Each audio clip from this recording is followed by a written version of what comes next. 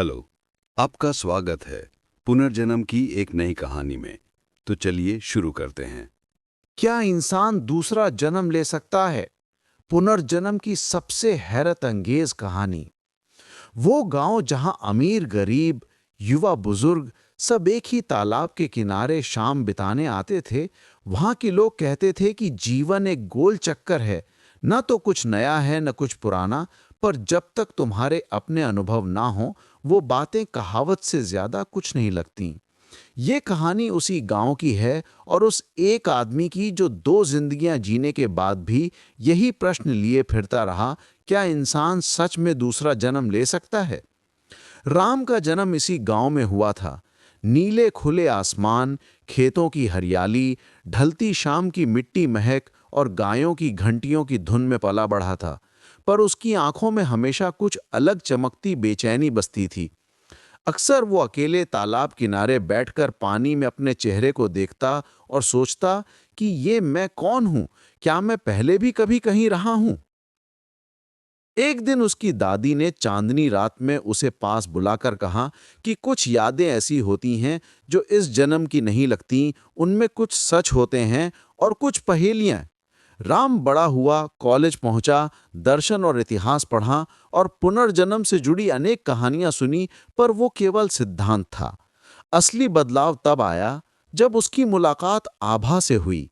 एक लड़की जिसकी आंखों में अजीब सा अपनापन और हंसी में किसी पुराने समय की गूंज थी। दोनों की दोस्ती प्रेम में बदली, पर इसी प्रेम ने उनके बीच एक पुराना रहस्य भी खोला। आभा को बार बार सपने आते जिनमें वो किसी और युग की औरत को देखती जिसका नाम सीता था, और जो उससे बार बार कुछ कहती थी। सपना इतना जीवंत होता कि आभा की धड़कनें तेज हो जातीं। दोनों ने सपनों और यादों का मिलान किया तो हैरान करने वाली समानताएं मिली। एक पेड़ के नीचे चूने से लिखे अक्षर, एक टूटे घर का नक्शा, लाल बालियों का झिलमिल दृश्य। ये संयोग नहीं था। खोज के दौरान पता चला कि 100 साल पहले सूर्या नाम की एक छोटी बस्ती थी जहां ठाकुर परिवार की बेटी सीता रहती थी, जो एक दिन रहस्यमय ढंग से गायब हो गई। किसी ने कहा कि उसका अपहरण हुआ, किसी ने कहा उसने आत्महत्या की, पर सच्चाई कभी ना मिल सकी। राम और आभा ने निर्णय लिया कि वे इस रहस्य की तह में जाएंगे। उन्होंने गांव के बुजुर्गों से बातें की, पुरानी हवेलियों से धूल भरी फाइलें निकालीं और एक बूढ़ी औरत से मिला हुआ सीता का लिखा पत्र पढ़ा, जिसमें लिखा था, अगर मैं फिर जीऊंगी तो नीले दुपट्टे में अपना घर तलाशूंगी जहां तालाब चांद की तरह चमकता है। ये पढ़कर दोनों कांप उठे। उन्होंने सोरिया जाने का फैसला किया। रास्ते में मिले एक संत ने कहा, जब आत्मा का उद्देश्य अधूरा रह जाता है तो वो अगले जन्म में लौट आती है, कुछ यादों के टुकड़ों के साथ। सोरिया पहुंचकर उन्होंने तालाब देखा, वही शांत, वही चांदनी में चमकता। बरगद के पास उन्हें ठाकुर परिवार की मजार मिली, जिस पर धुंधले अक्षरों में लिखा था, सीता देवी। उसी रात आभा ने सपना देखा कि वो सीता बनकर तालाब के किनारे खड़ी है और किसी का इंतजार कर रही है। उसके हाथ में लाल बालियां थीं, वो नीले दुपट्टे में थी। आभा की आंख खुली तो वो कांप रही थी। अब उसे शक नहीं रहा, उसकी आत्मा और सीता की आत्मा के बीच कोई गहरा रिश्ता था। आगे जांच में पता चला कि सीता का अपहरण नहीं, बल्कि स्थानीय जागीरदार द्वारा किया गया अन्याय ही उसकी मौत का कारण बना था। कई सबूत जले हुए रिकॉर्ड के पीछे छिपे थे। गांव की बूढ़ी औरत से मिला वही नीला दुपट्टा, जिसका डिजाइन ठाकुर परिवार की महिलाओं में खास था, आभा के सपनों से मिलता था। उसने महसूस किया कि कुछ भावनाएं, डर, आदतें और विशेष गंध उसे बचपन से ही अजीब लगती थीं, जैसे वो किसी दूसरे समय से जुड़ी हों। अब रहस्य गहरा था। क्या वो सच में उसी सीता का पुनर्जन्म है? कहानी यहीं से दूसरी दिशा में मुड़ी जब आभा ने फैसला किया कि वो सीता के साथ हुए अन्याय की लड़ाई लड़ेगी।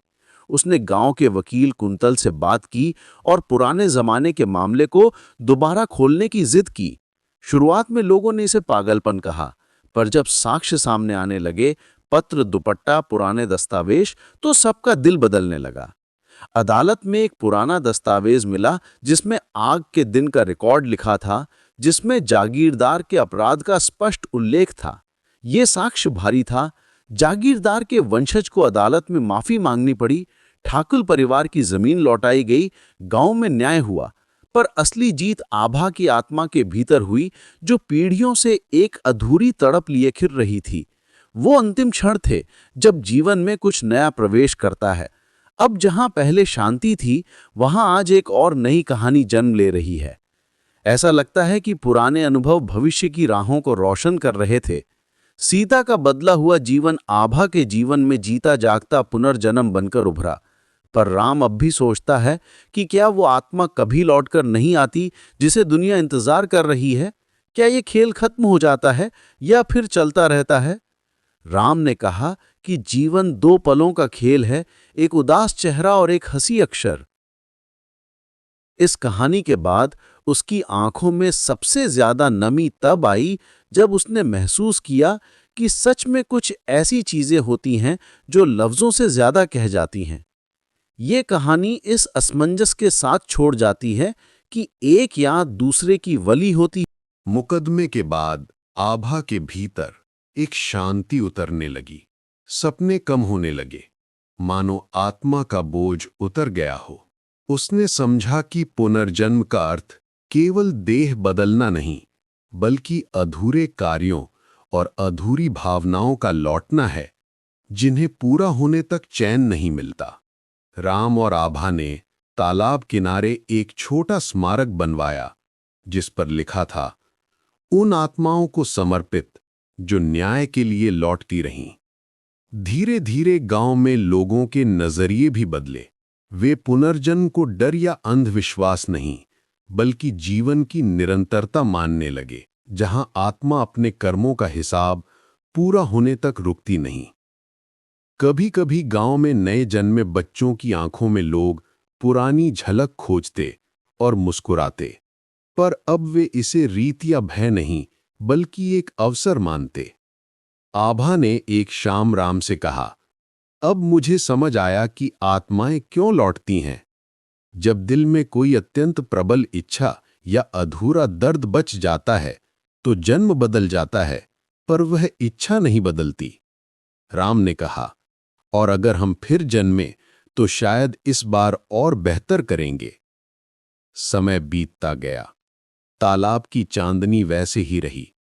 लोग वहां बैठकर कहानियां कहते और आभा सीता की कहानी गांव के लोकगीतों में शामिल होने लगी। हर बार जब हवा चलती, ऐसा लगता जैसे किसी पुरानी आत्मा की राहत भरी सांसें तैर रही हों, मानो उसने अपनी यात्रा पूरी कर ली हो। इस कहानी का उत्तर कि क्या इंसान दूसरा जन्म ले सकता है, साफ या वैज्ञानिक नहीं है। यह आस्था भी है, अनुभव भी, और आत्मा की यात्रा का रहस्य भी। कुछ लोग मानते हैं कि यह केवल मनोवैज्ञानिक प्रभाव है, कुछ कहते हैं कि यह आध्यात्मिक सत्य है। लेकिन आभा की कहानी ने एक बात स्पष्ट कर दी कि जब कोई भाव या कर्म इतना गहरा हो कि समय भी उसे मिटा ना पाए, तो वो किसी नए रूप में फिर लौटता है। पुनर्जन्म शायद वही है, अधूरे सत्य का नया शरीर, नई पहचान और नया समय। और जो आत्माएं अपने पुराने दर्द के साथ लौटती हैं, वे तब तक भटकती रहती हैं जब तक न्याय पूरा न हो जाए। तालाब के ऊपर चमकती चांदनी और हवा में बिखरी नीले दुपट्टे की कल्पना आज भी गांव वालों को याद दिलाती है कि कुछ कहानियां जन्मों से भी लंबी होती हैं। अंत में आभा और राम ने साधारण मगर अर्थपूर्ण जीवन चुना। दोनों ने सोचा कि यदि इस जीवन में हम अपने कर्मों और व्यवहार से दुनिया को थोड़ा अच्छा बना सकें, तो शायद अगला जन्म प्रश्नों और पीड़ा से नहीं, बल्कि संतोष और सीख से भरा होगा। और इस तरह आभा ने अपने 2 जन्मों की कहानी को एक पूर्ण विराम दिया, न कि अंत, बल्कि उस आत्मा की शांति जो वर्षों से न्याय और सत्य की तलाश में भटकती रही थी। गांव की रातें अब शांत थीं। केवल तालाब पर उड़ती हवा कभी कभी फुसफुसाती, मानो सीता की आत्मा कह रही हो, अब मैं पूरी हूं।